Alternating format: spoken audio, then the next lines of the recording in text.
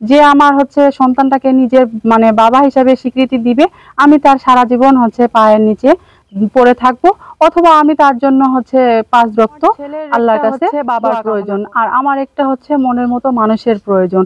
আমার ছেলেকে যে হচ্ছে বাবার আসরে মানে আমার মানে সন্তানকে যে বাবার আসরে নিয়ে যাবে দেখবে, সেই মানুষটার একটা মানুষের আমার প্রয়োজন আছে। আমার ছেলেটা কিন্তু এতিম, সে যদি একটা বাবার আদর ভালোবাসা পায়, সেটা হলো সব থেকে তার মূল্যবান সম্পদ।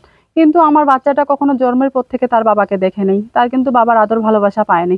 আমি এটা মনে করি মানে চাই আপনাদের কাছে যে হচ্ছে আপনারা হচ্ছে মানে সন্দেহে আপনারা আমার বাচ্চাটাকে মানে নিজের সন্তান হিসাবে মানে গ্রহণ করিয়েন। আর আমি এটা চাই যে হচ্ছে আমার সন্তানটাকে আপনারা হচ্ছে বাবার স্বীকৃতি দিয়ে তাকে বুকে টানে নিয়েন। আর আর হচ্ছে আমি যে আমার হচ্ছে সন্তানটাকে নিজের মানে বাবা হিসাবে স্বীকৃতি দিবে, আমি তার সারা জীবন হচ্ছে পায়ের নিচে পড়ে থাকবো, অথবা আমি তার জন্য হচ্ছে 5 ওয়াক্ত আল্লাহর কাছে দোয়া কামনা করব যে আল্লাহ সে যেন ভালো থাকে, আমার বাচ্চাটাকে যে গ্রহণযোগ্য মনে করছে।